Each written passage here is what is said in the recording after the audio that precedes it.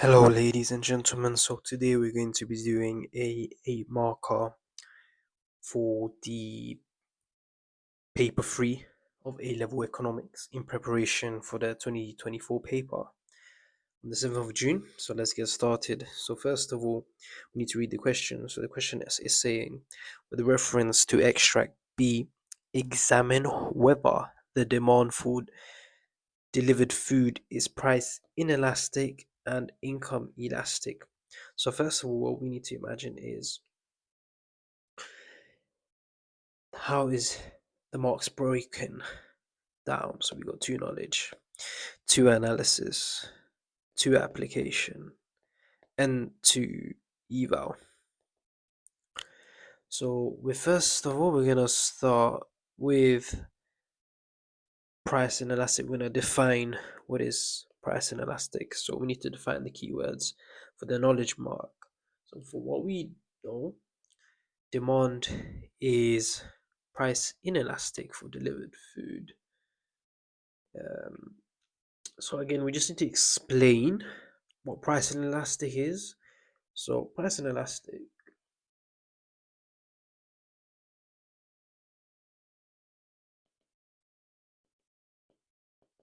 So price inelastic essentially means that even if there's a small percentage change in price, it would essentially cause a small percentage change in quantity demanded. So let's say, for example, we're trying to order Uber Eats and it's, for example, let's say 2 a.m., we're really hungry, we're craving for some KFC, GDK, doesn't matter. And now, regardless of the price, let's say during the daytime, for example, a mega box in KFC that usually costs £5, it suddenly costs, let's say, £7 after 12 a.m., your demand wouldn't necessarily change that much.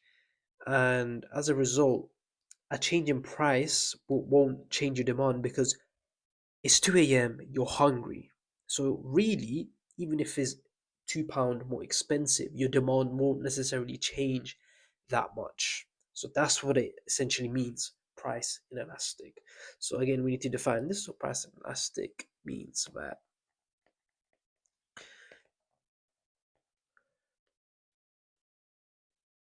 percentage change in price causes a small percentage change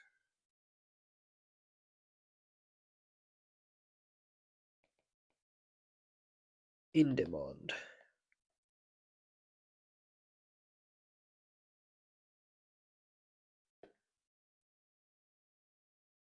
Then we can write this is because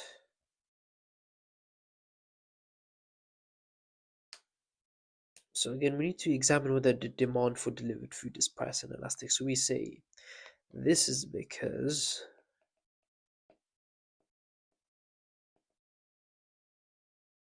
so we would say in this case we would say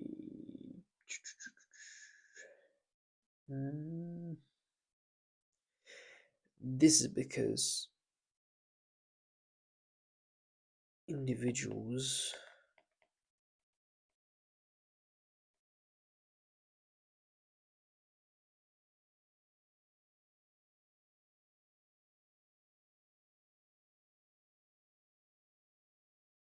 may be very tired or busy, which leads to demand of delivered food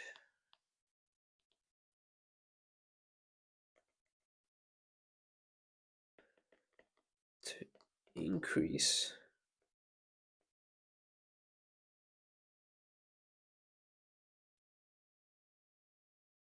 And price changes have a small effect on demand.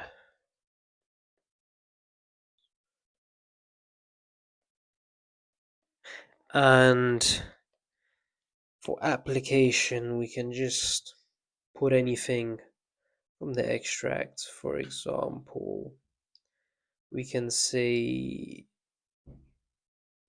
the average spend per customer is around 15 with £5 delivery fee. That's a perfect one, I would say. So, for example, in extract B, it says average spend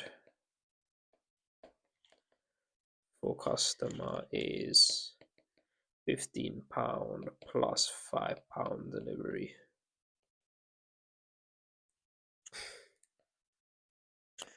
And then again, we evaluate this. However, the extent to which demand over the extent to which demand is inelastic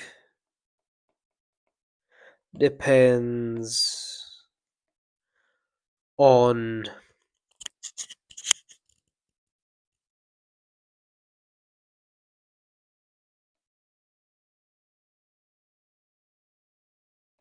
the time of ordering food, or actually, even better one, actually, you could say it depends on the individual.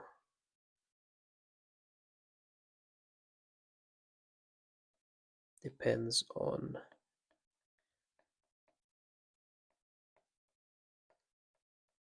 individual. And then next up, we're going to define what is income elastic. So income elastic is essentially percentage change in income. For example, this is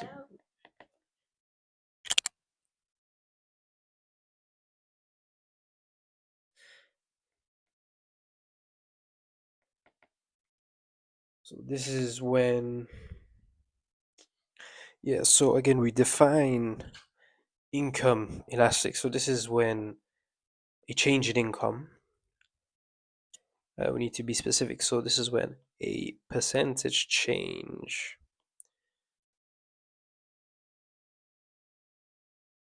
in income leads to a greater percentage change in demand.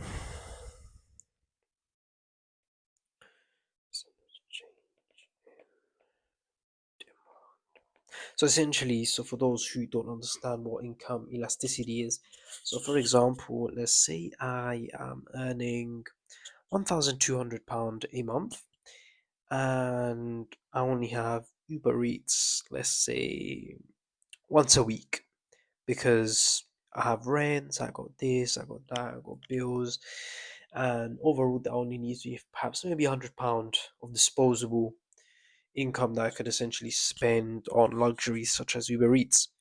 Now, let's say I found a full time position. Part time, I was getting 1.2k a month. Now, I am doing a full time position where I receive 2.5k a month. Now, due to a change in income, so again, elasticity is change. So, income elasticity is a responsiveness to a change in income, essentially. So, how responsive are you due to a change in income? So, that's what income elasticity is.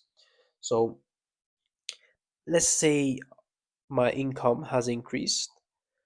This would essentially lead to also my demand to increase by a greater proportion as well, because that means if I get 2.5k a month, I'll be able to afford doing Uber Eats at least 3 to 4 times a week instead of once a week. So that's essentially what income elasticity is your responsiveness to a change in income, which essentially affects demand as well. Now, going back to the question, we need to find, we can do an analysis so explaining this. This is because we can just explain what we just talked about. This is because should an individual earn more money,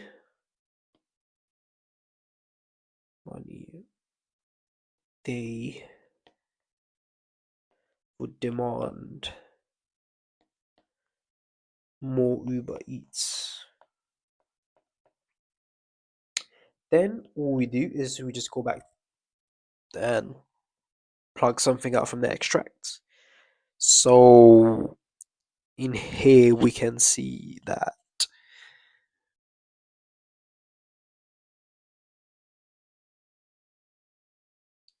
for example, Tampa professionals increasingly turn to food delivery. That's a perfect what you can use.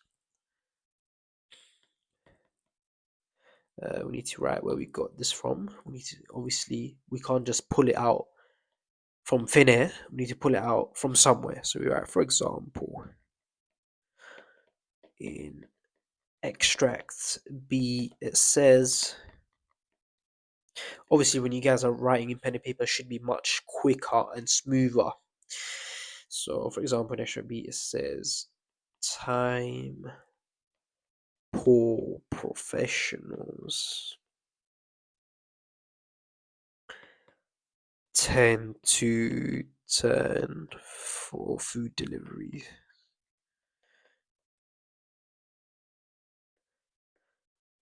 Again, obviously, I may not copy word by word, but obviously, in the actual exam, you want to copy it word by word to make sure that the examiner can actually fact check where you're getting this from. Of course, if you use my layout, it is very unlikely that they are going to check, but of course, you never know. Just to be on the safe side, I would definitely recommend copying it out word by word.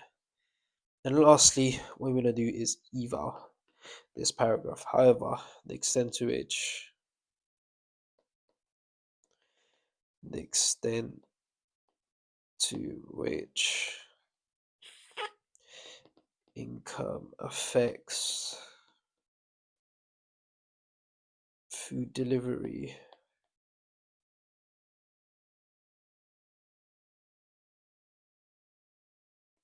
change in income affects food delivery demand. Also depends, you can do a quality or quantity argument. So in this case, I would perhaps do a quality argument. Also depends on the quality of Uber Eats food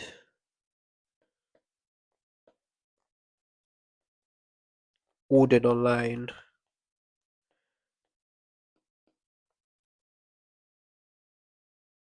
compared to what is cooked at home, basically, compared to the quality of home cooked food.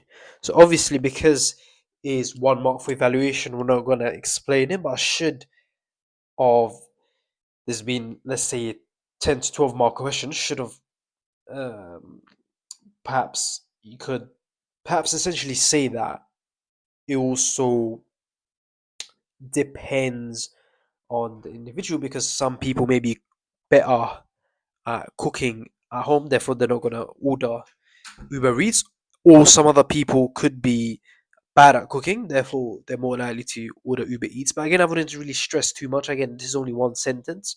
I'm just putting it out there. So essentially, that's how you do a 8 marker. So again, you wanna make sure it's nice, clear, and concise. Like here, I can instantly see knowledge marks. So if I'm the examiner, I see, ooh, price inelastic means percentage change in price goes. Yep, I would give it a tick. This is because individual. I would essentially skim read it. This is demand increase, good. And then as soon as I see AP, extra B says something. If I see numbers, I'm instantly gonna tick it. And then the only thing I'm possibly gonna read in this whole paragraph is only evaluation, perhaps. However, the extent to which demand is inelastic also depends on the individual. I guess that makes sense. Boom, I would tick if I was the examiner. Then I would say income inelastic. This is when a percentage change. Boom, it sounds right. And the analysis, I would probably only read this and this.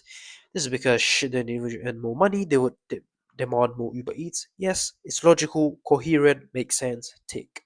Then application, pulled out something from the extract, looks legit. Boom, tick. And then lastly, evaluation, however, the extent to which a change in income affects food delivery also depends on the quality of Uber Eats food ordered compared to the quality of home cooked food. Again, this makes sense, so I would give it a take. So, boom, you're saving a lot of effort for the examiner because you're doing his work or her work for them, okay, by writing K, A, N, A, P. So, again, I can't emphasize enough how you should write this, and this in the exam. You're not gonna get penalized because I myself in my A levels did this and I got an A star, and I'd say it's the best way to keep track of what you're writing so that you avoid waffling, you're clear, concise, and visual, and lastly making the job much easier for the examiner. And again, examiner bias is a real thing, so essentially if they see that, they'll essentially most likely give you an 8 out of 8. So that's it for this video. Stay tuned for the next video. We're going to be looking at the 12 marker and answering this 12 marker, and see you in the next one.